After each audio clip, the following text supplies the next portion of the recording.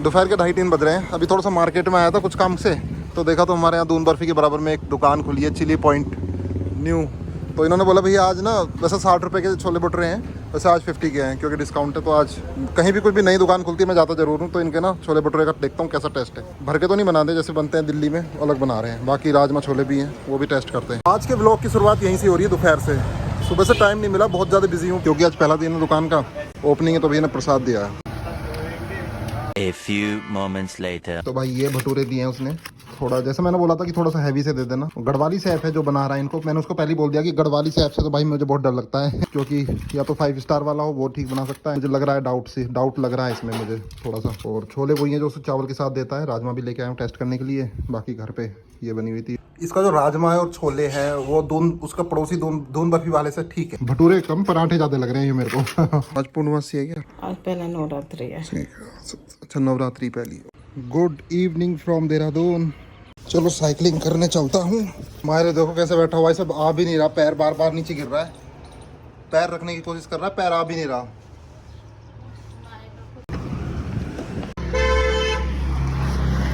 फिलहाल शॉप पे आ गया हूँ।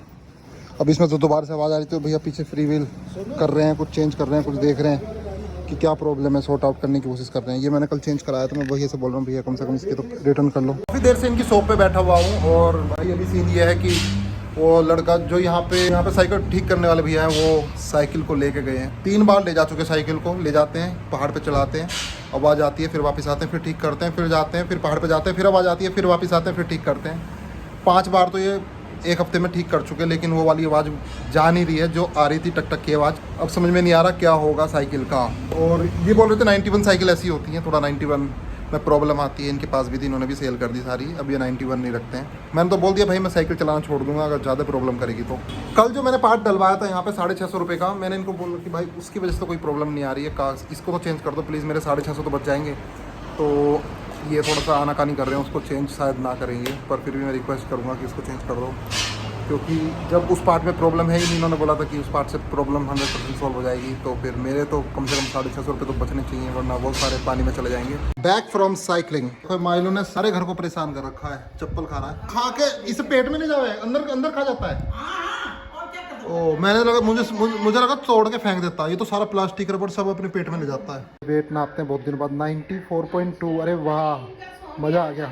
आज का दिन तो पूरा ऐसे ही निकल गया घर पे, और शाम को बस साइकिलिंग करने गया था और फाइनली साइकिल ठीक हो गई है। जब उसने पीछे का वो जो गियर होता है ना जिसपे चैन घूमती है, वो उसने फाइनली चेंज किया, तब से साइकिल ठीक चल रही है। और फिलहाल अभी डिनर तो हो चुका है और उसके बाद अब काम कर रहा हूँ। काम में बस आजकल मैं कंटेंट राइटिंग करता हूँ, मेरी एक वेबसाइट है जिसमें मैं आर्टिकल लिखता हूँ, और आर्टिकल के थ्रू मैं एडसेंस से कोशिश करता हूँ कि कुछ इनकम हो जाए, और उससे ही एफिलिएट मार्केटिंग भी करने की कोशिश करता हूँ। शायद कुछ लोगों को ये नहीं पता कि मैं डिजिटल मार्केटर हूँ, जो कि काफ़ी सालों से मैं डिजिटल मार्केटिंग की प्रैक्टिस कर रहा हूँ, सीख रहा हूँ। और लास्ट 3 ईयर से तो मैं बहुत ज़्यादा इंटेंस डिजिटल मार्केटिंग में हूँ, एसईओ में हूँ, सर्च इंजन ऑप्टिमाइजेशन में हूँ, गूगल एड्स में, फेसबुक एड्स में, काफ़ी सारी चीज़ों में अपने लिए ही इम्प्लीमेंट करता हूँ, अपने आप पे, किसी कंपनी के लिए या किसी और के लिए काम नहीं करता हूँ। यूट्यूब है और एक वेबसाइट है जिस पे मैं काम करता हूँ अपने लिए, वो एक मेरी एसेट है जिसको मैं लेके चल रहा हूँ, धीरे धीरे बेस बना रहा हूँ, लाइफ टाइम के लिए वो रहेगी। The next day. Okay, going for evening cycling. ओह, तो भाई साइकिल चलाते चलाते हाफ वे पे पहुँच गया हूँ। अब जा रहा हूँ ससधारा रोड की तरफ, ये मालदेव तो जा रही है रोड, अब इधर से जा रहा हूँ। गर्मी आ चुकी है, नदी में नहाने लगे हैं लोग।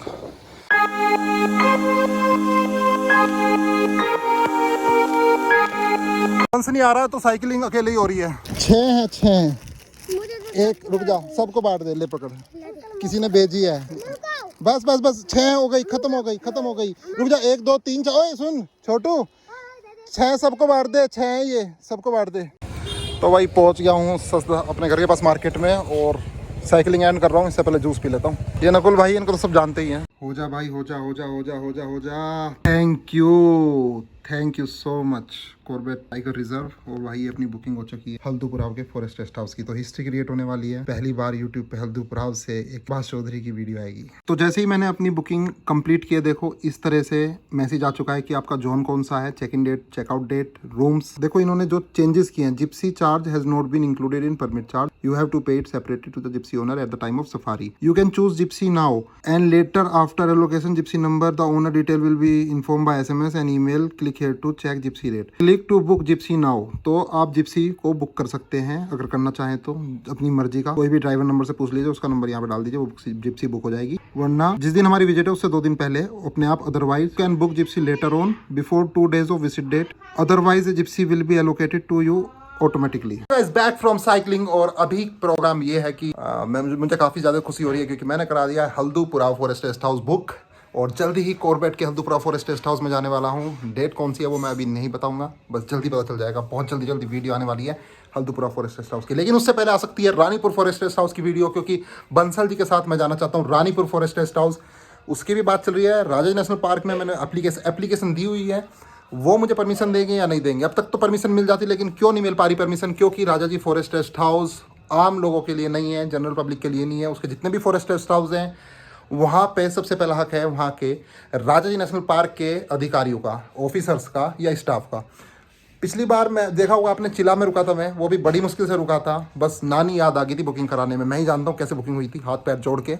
और अभी जो रानीपुर फॉरेस्ट रेस्ट हाउस की बुकिंग हो रही है वो भी बहुत मुश्किल से हो रही है। पहले एप्लीकेशन दी थी, मेरी जगह किसी फॉरेस्ट वाले ने बुक करा लिया तो मेरी बुकिंग नहीं हो पाई।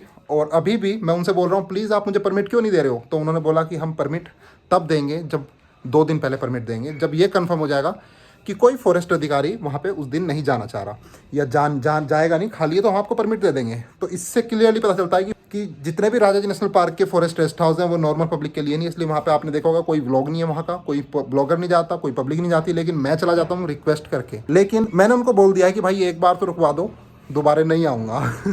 तो वो भी हंसने लगा। तो हो सकता है बुकिंग हो जाए उससे पहले, लेकिन फिर उसके बाद मैं हल्दूपुरा जाऊंगा, या हल्दूपुरा पहले जाऊंगा फिर रानीपुर जाऊंगा, देखेंगे जैसा भी होगा वो आपको बता दूंगा। The next day. Hello good morning friends. तो नया दिन, नई शुरुआत। और अभी मैं हूँ कार में। अभी मैं किसी को यहाँ पे दिल्ली पब्लिक स्कूल ड्रॉप करने आया था क्योंकि उसके पेरेंट्स नहीं है आज यहाँ पे। तो अभी वापस जा रहा हूँ घर पे और बाहर का माहौल दिखाता तो कैसा है। ये मैं अपने स्थल वाली रोड पे ही चल रहा हूँ। काफी प्यारी रोड है, लेफ्ट साइड में जंगल है, राइट साइड में रेजिडेंस है, और उधर पैसिफिक गोल्फ भी दिख रहे हैं, धनोल्टी के पहाड़, इधर सस्तधारा मालदेवता के पहाड़। इस साल जो मौसम आया है मतलब कि काफी धूप पड़ रही है और लगातार हो गया है। मतलब कि आप यकीन नहीं मानोगे, 1 महीने से कोई बारिश नहीं है, कोई काली घटा नहीं है, कोई मौसम खराब नहीं है। इतना अच्छा मौसम हो रहा है। और पिछली बार क्या हुआ कि पिछले साल तो हर दूसरे दिन तीसरे दिन बारिश, धूप निकलने का मौका भी नहीं मिला, ना अप्रैल में ना मई में, और लगातार बारिश थी। वैसे अभी भी रात को मैंने पंखा नहीं चलाया और पंखा चलाने की ज्यादा जरूरत नहीं पड़ रही है मेरे को। यहाँ पे काफी अच्छा मौसम है। Good evening from Dehradun. अभी साइकिलिंग में जा रहा हूँ इवनिंग में, और आज फिर हम गढ़ी कैंट की तरफ जा रहे हैं। वंश पहुंच चुका है, वो मेरा वेट कर रहा है। फिलहाल मेरी साइकिलिंग ऑलमोस्ट परफेक्ट हो चुकी है, कोई कमी नहीं है। आ गया? मैं तो अभी वेट ही कर रहा था, कैमरा ओपन ही किया था ये देखने के लिए कि कहाँ गया। चलते हैं आज फिर गढ़ी कैंट की तरफ। क्यों? मेरे बहुत सारे फ्रेंड स्विमिंग ज्वाइन करी है ना। अच्छा, मैं भी सोच रहा हूँ कल से कर लूँ। मैं कर सकता हूँ स्विमिंग? हाँ, सब कर सकते हो। कितने रुपए घंटे पे हिसाब से भी है ना? 2500 पर मंथ। चले देखने अभी? मैं अभी देख के तो आया हूँ। मजा आ रहा है? हाँ, आओ देख के। साइकिल चली जाएगी अंदर तक? हाँ। चलते हैं, आ जाओ।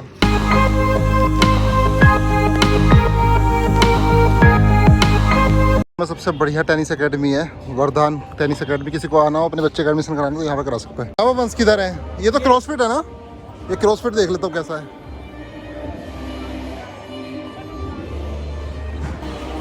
वंश लाओ भाई, क्या गजब एकेडमी है, काफी बड़ी है। सबसे गहरा किधर होगा?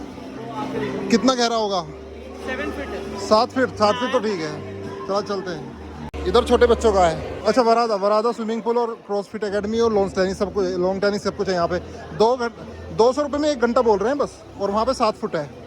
ठीक है, आएंगे यार, किसी दिन आएंगे। मन तो आज ही कर रहा है करने का, लेकिन आज ना कपड़े लेके नहीं आए, और पता है इसमें कॉस्ट्यूम के साथ जाना होगा। इसका मन तो आज ही कर रहा है, कह रहा आज ही कर ले। कोई नहीं, आज साइकिल चलाते हैं, कल करते हैं, ठीक है? तो किसी भी टाइम आ जाओ, जरूरी थोड़ी शाम को आना है, किसी भी टाइम आ जाओ। इसमें नहा लिए ना भाई 1 घंटा भी तो पूरी बॉडी टूट जाएगी। तो इसमें ना लंच से पहले आओ, यहाँ पे नहाओ, थक जाओ, घर जाओ, लंच करो और सो जाओ। तो भाई वंश तो अभी साइकिलिंग बंद कर रहा है, कुछ दिन के लिए करेगा, 1 महीने के लिए स्विमिंग ज्वाइन। मैं भी इसके साथ स्विमिंग करने आऊंगा। मैं महीने की फीस तो दूंगा नहीं, महीने की 2500 है, पर डे 200 रुपये है, क्योंकि मैं कभी जिम कॉर्बेट, कभी राजा जी, कहीं ना कहीं घूमूंगा। अभी गर्मी आ गई है, गंगोत्री भी जाना है, तो इसलिए जब भी आऊंगा तो यहाँ पे 200 रुपये में इसके साथ स्विमिंग कर लिया करूंगा।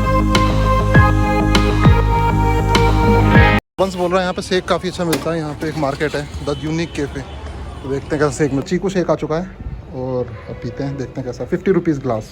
सो बैक टू होम। दोनों लाइटें जल रही थी क्योंकि अंधेरा हो चुका है। और वहाँ पे बैठा है माइलो ग्राउंड में। देखो इसकी आदत दिखाता हूँ। जैसे मैं यहाँ पे आ गया हूँ आराम से बैठा, कोई टेंशन ही नहीं है, बस देख रहा है बहुत देर से, बस ऐसे ही घूरता रहेगा और कोई टेंशन नहीं है, कोई आया है कुछ हेलो कर लो, कुछ नहीं। चलो भाई बैठा रहने दो, हम तो अपने घर को चले, बाय। अगर मैं इसको ज़्यादा बुलाऊंगा तब आ जाएगा, वैसे नहीं आएगा। हाँ ये देखो माइलो आ गया, ये देखो माइलो आ गया, मुझे पता था मेरे पीछे पीछे ज़रूर आएगा ये, ऐसा तो हो ही नहीं सकता कि आए ना। ओए ओए, अरे यार मेरा हाथ पकड़ लिया था अभी, बच गया, इसको मैं छेड़ूंगा ही नहीं ज़्यादा। मुझे भूख लगी थी, मैं तो थोड़ा खाना खाने आ गया हूँ और मैं मन्ना किचन पे गया था साउथ इंडियन खाने, लेकिन वो क्लोज़ है आज। तो एक ही ऑप्शन यहाँ पे बचता है जो सबसे अच्छा है, वो राजस्थानी थाली। तो यहाँ पे फ़िलहाल वेट कर रहा हूँ राजस्थानी थाली का। के पास आज मट्ठा भी है, छाछ भी है, तो ये मैंने मंगाया, पी के देखते हैं कैसा है। चलो भाई यहाँ पे अपना खाना आ चुका है, ये मट्ठा है, ये कोफ्ते की सब्ज़ी है और ये पनीर की सब्ज़ी है। फ़िलहाल मैंने यही मंगाया है, यहाँ पे 4 रोटी है, तो आला का आटा मंगाया आज मैंने। Hello, I am back to home. और भाई आज का खाने का एक्सपीरियंस बहुत बुरा रहा, वो इसलिए बहुत ही ज़्यादा ऑयल था सब्जियों में, बहुत ही ज़्यादा, मतलब मुझे ना डर लग रहा था, ऐसा लग रहा था इसको खाऊंगा तो कितना ज़्यादा नुकसान हो जाएगा बॉडी को, हार्ट को। तो बड़ी मुश्किल से चुन चुन के पनीर निकाल रहा था, तेल में डूबा हुआ था सब कुछ, बहुत ही ज़्यादा तेल था, मतलब कि जितना होना चाहिए उससे डबल ट्रिपल था। दूसरी बात, मैंने थाली इसलिए नहीं खाई क्योंकि 350 रुपये में खर्च नहीं करना चाह रहा था, तो मैंने सोचा 2 चीज़ें ले लेता हूँ जो थाली में आती है। वही चीज़ थाली में आ रही थी, तो वो मैंने अलग से ले ली 2 चीज़ें। थाली में 4-5 चीज़ें आती, दाल भी आती, दाल बाटी चूरमा भी आता और अलग अलग चीज़ें आती, मिठाई भी आती उसमें। तो मैंने ना दो सब्ज़ी मंगा ली, एक पनीर की मंगा ली, एक मंगा ली कोफ्ते बने हुए, तो कोफ्ते मंगा ली, और 4 रोटी मंगा ली। तो ठीक है, 2 रोटी मैंने एक्स्ट्रा ले ली, 6 रोटी इन्होंने 90 रुपये की दी है। दोनों सब्जी, एक सब्जी 150 रुपये में दी है, एक सब्जी 100 रुपये में दी है, और मालपुआ 80 रुपये का दिया है। तो इन्होंने जो हिसाब लगाया वो 420 रुपये का लगाया, और 420 रुपये 350 की थाली छोड़ के, इतनी बड़ी थाली सोचो, 4 रोटी के साथ 2 सब्जी मंगा के खा रहा हूँ, वो इतनी महंगी पड़ रही है उसकी 420 रुपये की। इसमें मालपुआ भी आता, दाल बाटी चूरमा भी आता, सब कुछ आता, और अनलिमिटेड थी, उसमें रोटी कितनी भी खाओ, उसमें मैं 6 रोटी खाऊँ, 8 रोटी खाऊँ, 10 रोटी खाऊँ। इन्होंने ऐसा कुछ बोला है कि अनलिमिटेड थाली है वो, उसमें कितनी बार भी रिफ़िल करवाऊँ, लेकिन मुझे समझ में नहीं आई इनका हिसाब क्या है। इन्होंने शायद फर्स्ट टाइम रेस्टोरेंट चला रहे हैं, क्या कर रहे हैं, मतलब थाली खाओ तो सस्ती है, 2 सब्जी मंगा के खा लो तो महंगी है, उसके भी रेट इतने ज़्यादा रख रखे हैं। जिस हिसाब से रेट रखे हैं उस हिसाब से मतलब मुझे पनीर का और इस सीन का टेस्ट नहीं लगा है। तो भाई मैं तो यही रिकमेंड करूँगा, कभी इस रेस्टोरेंट में जाओ मारो मारवाड़ पे, तो थाली मंगा लेना, आप संतुष्ट होकर जाओगे। 350 रुपये में थाली खाओ, थाली और भी सारी वैरायटी लगा रहे हैं, जल्दी इनका मेन्यू आ जाएगा, तो चले जाना। मैं मना नहीं करूँगा कि रेस्टोरेंट बेकार है उस हिसाब से, लेकिन मैं यही सजेस्ट करूँगा कि थाली खा लेना। अनलिमिटेड है, एक बंदा अनलिमिटेड खा सकता है, एक थाली को 2 लोग शेयर नहीं कर सकते, जिस हिसाब से इनकी पॉलिसी है। तो फिलहाल अभी मैं काम कर रहा हूँ यहाँ पर लैपटॉप पे, एडिटिंग करने की कोशिश कर रहा हूँ, क्योंकि मैं डिजिटल मार्केटर हूँ, सर्च इंजन ऑप्टिमाइजेशन एक्सपर्ट हूँ, तो मैं कीवर्ड रिसर्च करता हूँ और आर्टिकल भी लिखता हूँ, और यूट्यूब पर वीडियो तो बनाता ही हूँ। तो ये 2 काम मेरे मेजर हैं।